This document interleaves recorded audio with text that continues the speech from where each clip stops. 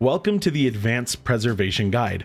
And I did just do like a 50-minute guide that's good for beginners all the way to intermediate players, people who push all the way up to 3K. If you like that kind of play, I think this guide's going to be good for you. I go over basically everything.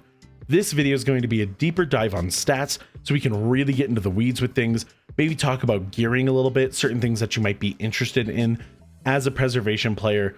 I'll be going over not only the new tier set, but the new combos that come with it. Let's talk all about that. My name is BwbBsJu the Healer. If you like healing content, get subscribed. It means a lot to me. Or if you just like listen to me talk about World of Warcraft, hey, appreciate you. Okay, I'm going to take a much deeper dive on stats in this advanced version of the guide because there's a lot of nuance I want to cover. A lot of people tell you that mastery is the most important stat for healing, and they are true, but mostly in that it's the most potent. I wouldn't call it the most important. It's important that you play to your mastery, but your mastery can be low or high and you can still make it work. Having a higher versatility and a high critical chance will still give you good heals, whether you're proccing your mastery or not. But mastery is always going to produce a much more sustainable good heal for large damaging mechanics. Here's the problem. If you take any amount of damage and you're underneath the health bar of your colleagues, you're going to find very quickly you're not doing anything. So real quick, I no longer have mastery. And if I heal my friend Callie here, she's going to start ticking for 10k. That's pretty weak compared to myself, who always receives mastery at 17k. Critical chance here will do a lot in helping smooth this over. And if I heal Callie once I'm back to full, I can refresh the heal and it will update to the better value. So that's a good thing, but you can see where this can become a problem. You're trying to heal somewhere to 20 to 30 players in a raid. You take damage from a mechanic right as you're trying to combo, you heal everyone, and now the 80% of that heal is just gone. The bonus healing has disappeared and you're doing a very weak value. This can make things tricky, so how do we prevent this? First of all, critical strike chance is one of the more important things that you can use. Critical will make a bad heal become a much better heal, and a good heal, an extremely good heal. As Evoker tends to deal with large numbers, like things like these Living Flames hit crazy hard, a 600k critical is a lot of healing. So if that's weaker because of mastery, you then double it back up, it's still hitting quite hard. So you can find that critical chance will do a lot for helping your heals feel good. Versatility will reduce damage incoming as well as your healing and damage output. Verse is a good stat. It's not stronger than mastery or crit. However, living a little bit more and having more baseline does affect your crits as well as your mastery. So it's not a bad stat to leave the house with. My recommendation is for you raiders, run a high mastery, but don't completely ignore your versatility. Crit should be your second stat though. And for your haste, try not to have it dip too uncomfortably low, as things like your essence regeneration are still affected by haste. And while essence regeneration isn't necessarily the thing I'm ever stressing about while raiding or while doing Mythic Plus, it's good to not let it go too far down. Versatility, again, keep that stat somewhere in the 8 to 10% range in raid, all the way up to 20% if you wanted to. There's no harm there. I've healed with lower mastery values in raid with very little issue. If you're working with other healers, you'll do fine. More mastery is better though, and whenever I'm in a tough dungeon and I know I need to get more bang for buck out of my heals, I will do things like put a ring on with more mastery, put a neck on with more mastery, or my ominous chromatic essence here, I might just turn into the mastery stat as opposed to, I think I have it on haste right now. So I'll just change things like that, get a boost of healing, and it goes a long way. And of course, crit and verse are great for damage. I should say that before we talk about haste. Haste, on the other hand, I said it was a bait stat, and I want to clarify, it's not a bad stat, as if we increase our haste enough, our Living Flame cast time will eventually go down, and some of our hasted moves like Temporal Anomaly, Verdant Embrace, and Reversions have shorter cooldowns and get their charges and cooldowns back quicker. That's good news. It's just, that's it. That's all the hasted cooldowns we have. Yes, our essence regeneration is also tied to this, but it's not a big deal because we can kind of farm essence burst and get whatever we want. I don't recommend you go high haste, but if you had a bunch of high haste because that's what your gear gave you, or you're coming from Devastation Evoker and you might just have a higher crit and haste than you would mastery, that's all right. It'll work, and unless you're pushing extremely hard content, you won't have that get in the way. And if any of you have run a high haste build and want to show me some footage of you doing difficult content with a high haste build, I would love to see it. So where should you go with haste? Right now my haste is a bit high. I would argue that this is too much and I might swap out for, say, a different kind of necklace if I was raiding, or maybe something with a little more versatility if I wanted to do more damage. But that critical strike chance for me right now is a little too hard to pass up, so I'd end up swapping out a ring or my OCE for what stat it was giving me. So somewhere in the 18 to 23, 22% haste range is a great place to play. Critical strike chance, try to keep this one in the 30% or higher range. It can be lower, 20% is alright, it's still 1/5 of the time, that's not bad. But critical strike does so much work for you. The more you get it, the more you love it.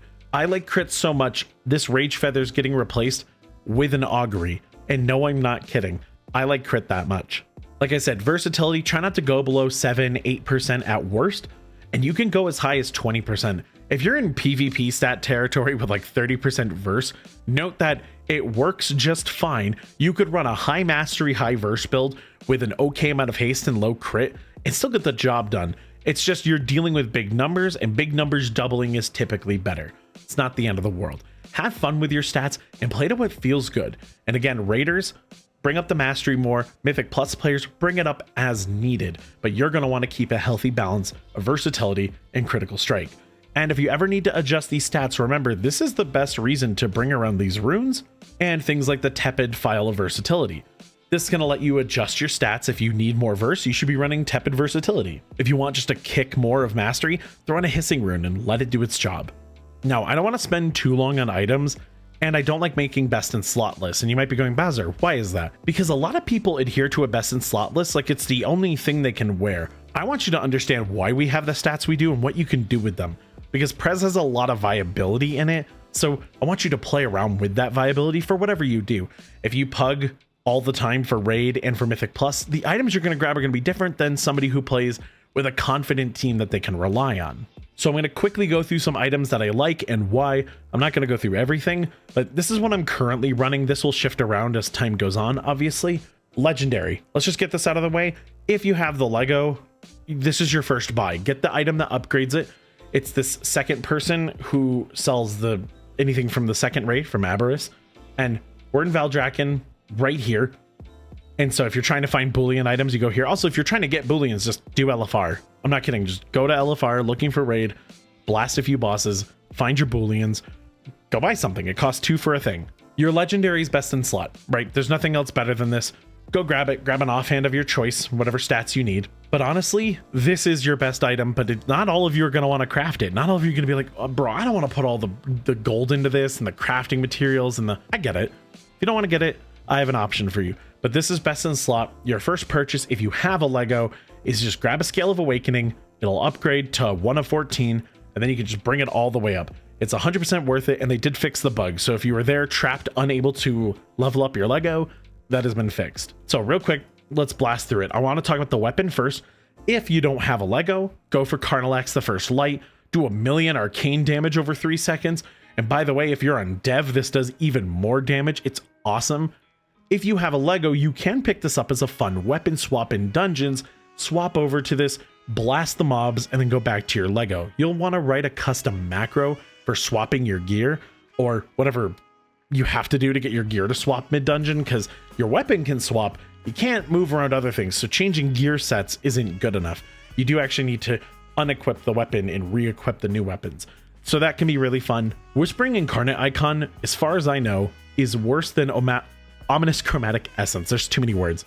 Whispering Incarnate Icon is still a really good trinket. So if your raid really wants to run Whispering Incarnate Icon, go Whispering. If your raid's running OCE, go OCE. You'll learn about that one in a moment, but it's not a bad trinket. Make sure to wear it if you get it, but it's nothing I'm like fiending for. Same with Broodkeeper's Promise. My favorite healing trinket, I guess, is in the third raid in Mirdrasil. Broodkeepers I hear is good, but I've never really cared for healing trinkets, and this season, probably not going to care for them either. There's one really big one I'm about to talk about, but yeah, nah, I'm not grabbing this. The 2 seals of Daruna's Chosen and Filial Duty, these are actually really good on Prez. This one is really good for dev. It's crit verse, it deals fire damage. It's fantastic, right? You just more fire damage equals more fire damage. This one, dealing fire damage, gives you a shield. What's not to love with some random defenses, but the stats aren't as good for something like dev. They're a little more AUG focused. That being said, we kind of benefit from all of those, so if you want to grab both of these, go for it. So here's the Seal of Awakening. Again, go grab it. I've used the Screaming Black Dragon scale. It's okay. I'm not going to rock it this season, but if you end up getting a drop, sweet. Ominous Chromatic Essence is best in slot. I think this is one of our best trinkets. This is the one I'm going to rock basically all season, or most of the time. It's good in raid, it's good in dungeons. Essentially, you go to Dragonflight statues and they give you a buff. So you can pick which one you want to go to, with the green Dragonflight providing crit, blue Dragonflight providing mastery, black Dragonflight providing all stats, red Dragonflight providing versatility, and the bronze Dragonflight providing haste. Go to the respective statue, use the OCE, and you'll become attuned, and you'll get this little buff icon. So I have 702 haste. This was because I was playing AUG earlier, and I just need a little more haste, so I was able to use the OCE to make that adjustment. Anyone else in my party who doesn't have the same one as me will receive bonus stats because we share the same OCE. You might get the same stats as someone with the same one as you, but you only receive one unique instance of it.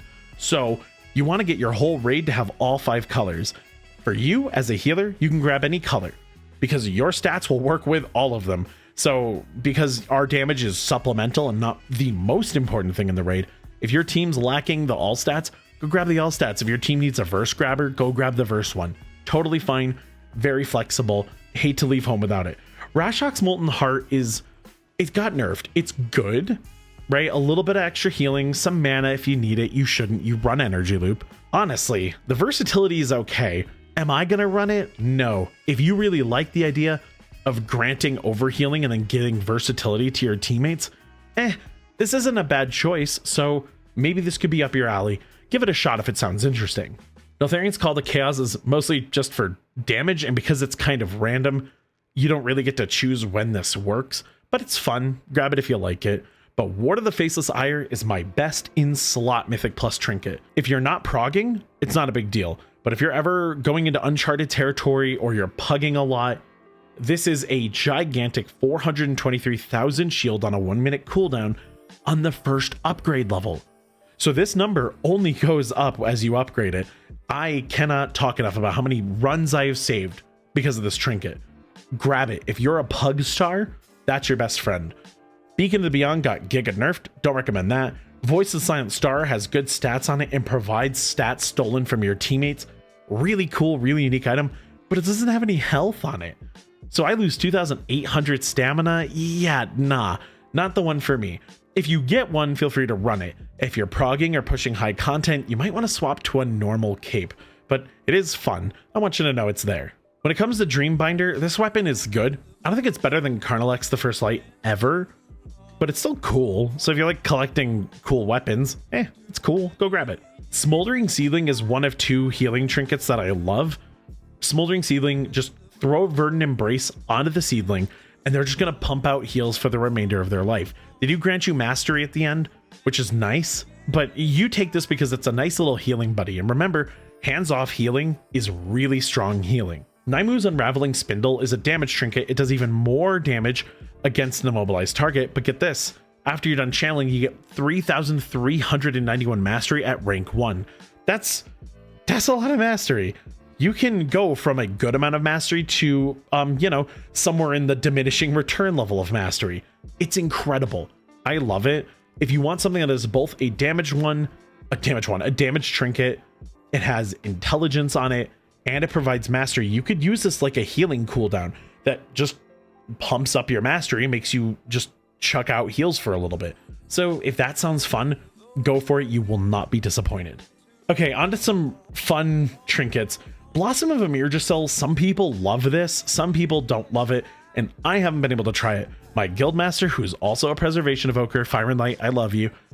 He'll let you know that he loves this. I've never tried it. Go for it. I don't think it's better than Seedling from what I've heard, but if you get this, it's not a bad trinket. So if you like healing trinkets, give it a shot. Belial Suncaller is a very fun trinket, and it gives you main stat. You press it, it's a 2-minute, it blasts a bunch of enemies. If you use Tip the Scales, Fire Breath, and then hit this, you're probably ripping off your tank.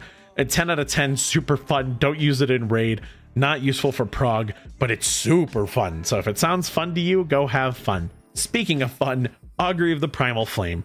this is what I'm going for. You might be going, Bowser, why? What do you need that for? Nothing.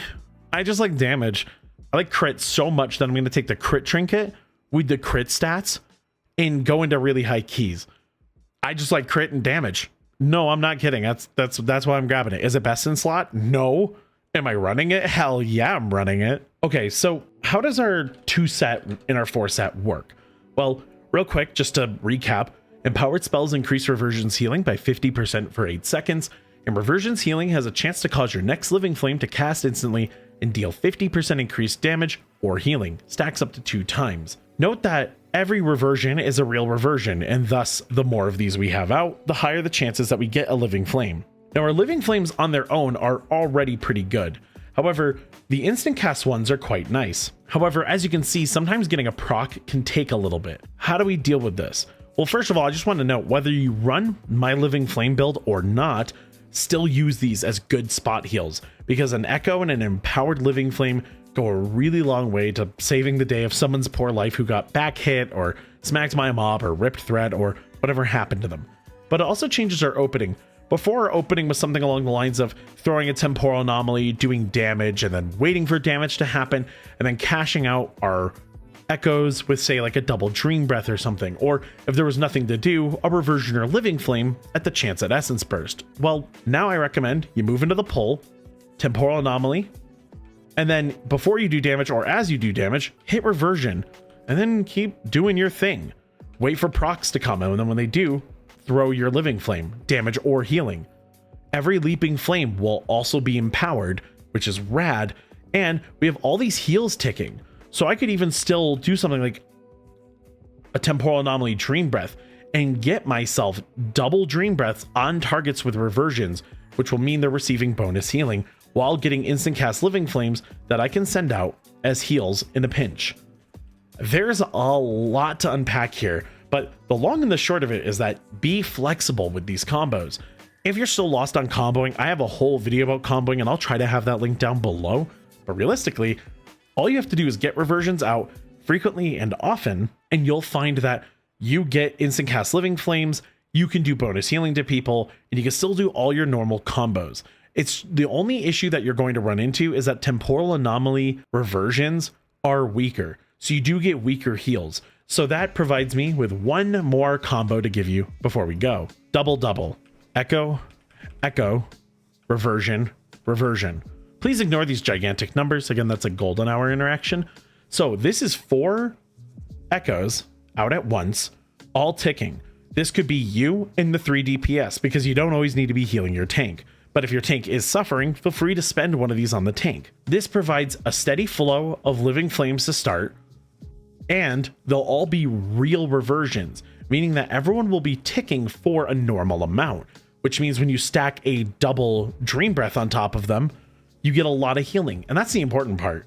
If you do a double double setup, or even just a double single, if you don't have the resources, you can do this. So now these targets have proper reversions with proper dream breaths that are also empowered because we used an empowered spell. That's a really big deal. And I've gotten so much healing out of this. It is a pretty hefty echo cost though. So feel free to do something like starting to pull out with your fire breath and then throwing the leaping flames in hopes to get an essence burst to then set up your double double. But don't be scared about using these reversions early. The move comes back often and you have other moves in your kit to heal people while the pull is getting started and people are taking damage. You don't always need your reversions. So spending them early means that they'll have a chance to recharge when, say, maybe the tank's running out of cooldowns or somebody else has gotten blasted and you want to hit them with an echo reversion and heal them up real quick. Stay flexible, because the hardest part about this spec is that there are so many ways to get the job done, and this has only added more ways for us to get the job done. Get reversions out frequently and often so you have access to the instant cast living flames. And remember, even if there's just 2 of you, like say you're in a doubles match in 2v2, still setting up 4 reversions in some downtime or at the start is a very good way to leave the gate so that you have access to living flames when you need them. And trust me, PvPers, this stuff hurts when you hit someone with it. So I highly recommend that you keep them around. Now, for the next video, a lot of you have requested for me to do some walkthroughs of me doing pull after pull. And I'll make sure that's the next video because enough of you have requested it and I wasn't really ready to do that today. So let me know in the comment section what pulls and bosses and things you want to see. I'll try to pick some of the best examples I can think of, and a lot of the theory does carry over. I'm not going to do full dungeon guides because they're really long-winded. I'd rather teach the core theories. So let me know some of the problem pulls that you have. I'll try to walk you through them. And thank you all so much for watching, and I will see you in the next one very soon. Take care, friends.